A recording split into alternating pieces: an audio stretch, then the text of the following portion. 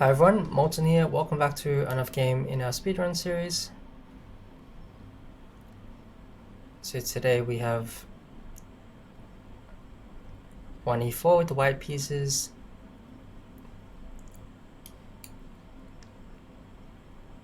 Okay, we play knight f3.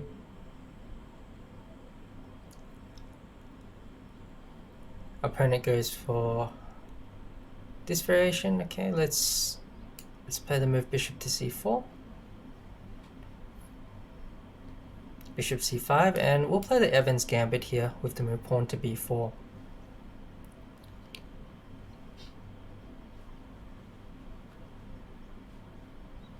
Bishop takes, we play the move pawn to c3.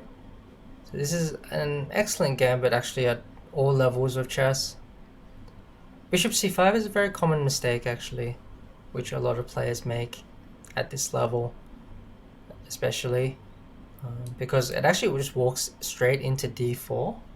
So in this position we can just play d4 if we want to. Pawn takes, we can take here, and this is very strong.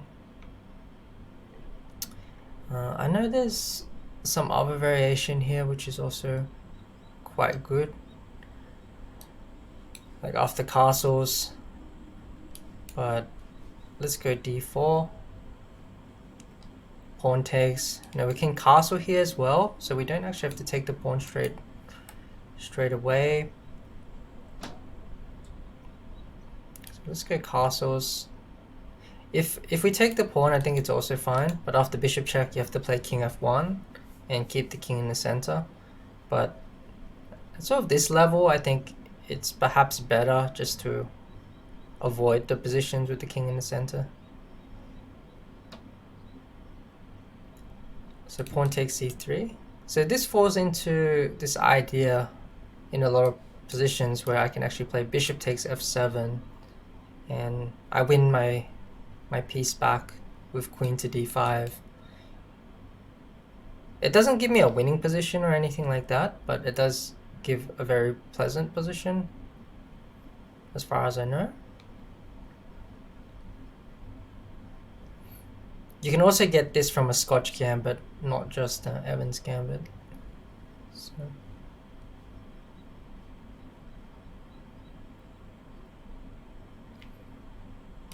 Now if king f8, we have queen takes bishop with check. Picks up the piece, and then we'll pick up the pawn on c3 as well. So at the moment, we're only down one pawn. Well, we're down 2 pawns, but we're going to capture this pawn on c3 next. Now after this move, I think it's useful to throw in this check as well. This is very useful to just keep checking to get the king to a square where we take the bishop with check. Here after this check, if black plays g6, then we take the bishop, and then we just manage to create this extra weakness in black's position by forcing him to play the move pawn to g6. And then this diagonal will become a lot weaker.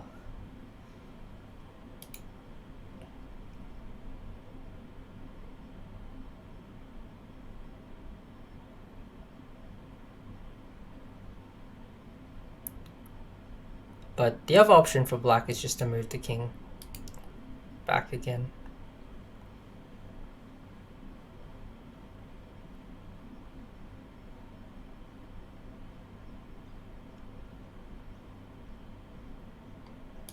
Okay, this one we take the bishop.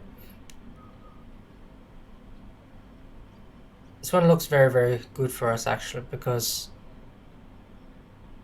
the weaknesses on this diagonal are going to be a big problem for black. I think he should have just moved the king to f8. Would have been much better, I think.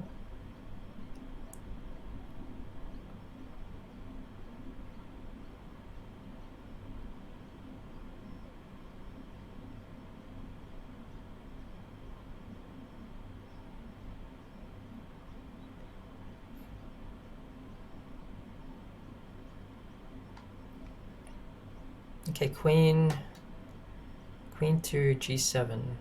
Queen to f6, sorry. Obviously we don't want to trade queens, so it makes a lot of sense to take here with the knight. We also have knight d5 coming, which would attack the queen. And this bishop is looking to go to b2. Or maybe g5. Yeah, maybe b2 now. It's better. Where does our queen go? Queen can go to a3. Can also go to e3. Can go to c4. But if we go back to c4, then bishop e6 attacks our queen again. So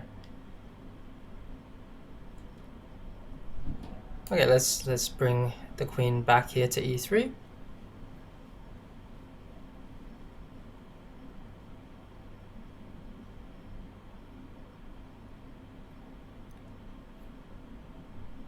Okay, maybe a3 might have been better in hindsight because the queen protects the bishop on b2. So then when we actually move the knight with a discovered attack, the bishop will be defended. But that's okay. Queen e3 must also be quite good. This one looks like it loses a tempo. So I'm just going to continue with bishop to b2.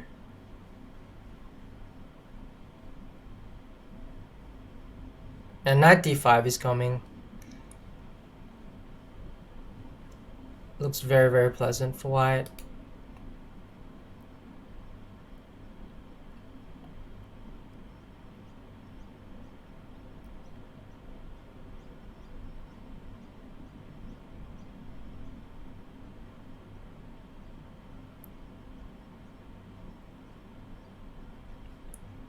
We also had the option of playing knight d5 on our previous move, which also would have been good because we can take here and take the rook. So that would have also very strong as well.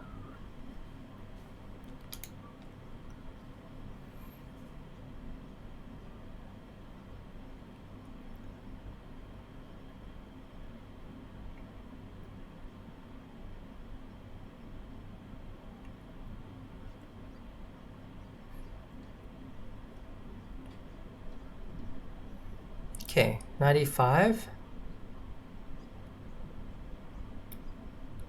So let's go through our obvious moves here. So if we play knight takes e5, I mean, after knight takes e5, queen takes e5, then we can just move our knight somewhere. And then we win the rook because of this skewer. So we just have to, let's say, move the knight to a square which defends the bishop, which would be d1 in this case. And then we'd have a massive skewer on this diagonal. So after takes, pawn takes is probably the only move there for black. And after pawn takes, knight to d5 looks very, very strong. We're not only attacking this pawn on e5, but we're attacking the queen, we're attacking the pawn on c7. If queen to d6. And there's many moves there. Like queen c3 is probably winning. Bishop a3 is probably winning. Even f4 looks very, very strong. If we play knight to d5 right away, then it's probably also winning. But knight takes f3 can cause some complications. So keep things simple. We'll just capture the knight, pawn takes, we play the knight into the d5 square.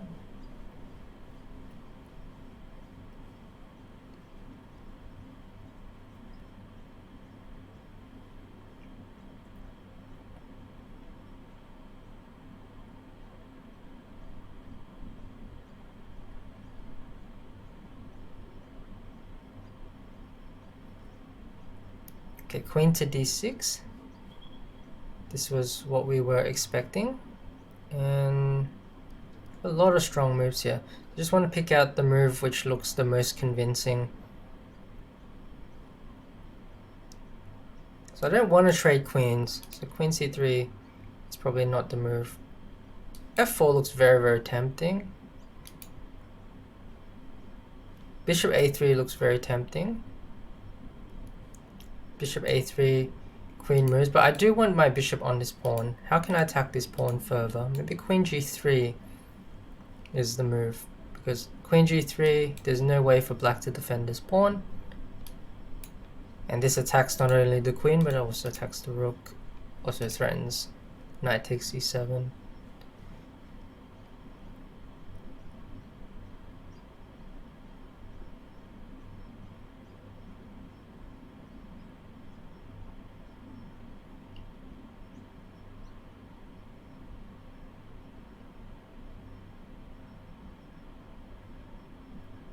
There's really no defense now for black in this position.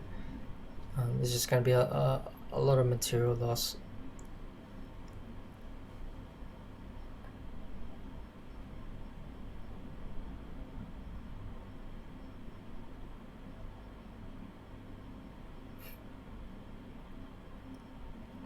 So yeah, queen g3 I think is it's a move that just keeps the attack going, but doesn't necessarily simplify the position too much. So you want to go for sort of simple moves in these type of positions which keep the pressure going. Try to not make your pieces go backwards. Like rook c1 would have been a mistake there because it allows black to play c6 and then your knight would have to retreat. So we want to keep piling on the pressure, not having to move our pieces backwards, just keeping the initiative.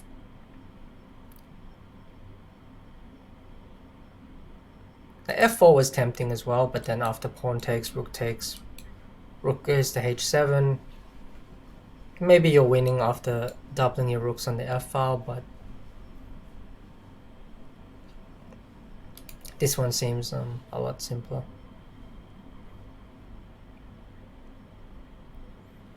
Okay, so queen to c6.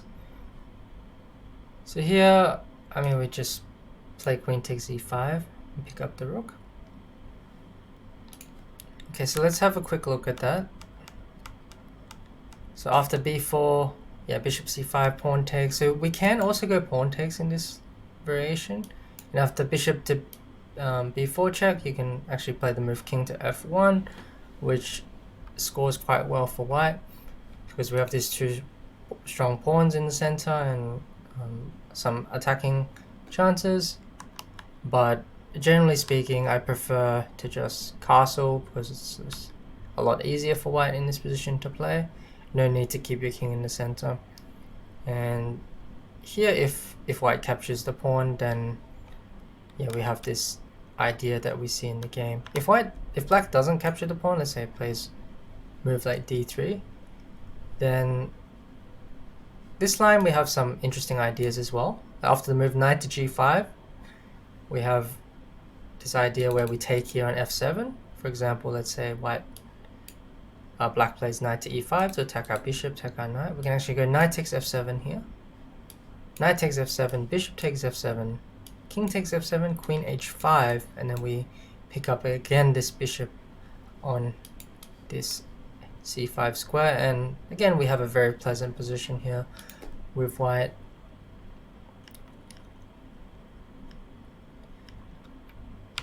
So pawn takes, bishop takes f7, king takes, queen d5 check. So this is a very useful line to be aware of. And queen check, g6, and queen takes on c5. Now, yeah, white should have a very pleasant position, if not just winning already. After d6, queen c4 is strong here. Queen e3 should be fine as well. And yeah, after this we just have a very, very pleasant position, and the rest should be winning for white after knight d5 and queen to g3. So I hope you enjoyed this game in the Evans. Thanks for watching, and I'll catch you all on the next game.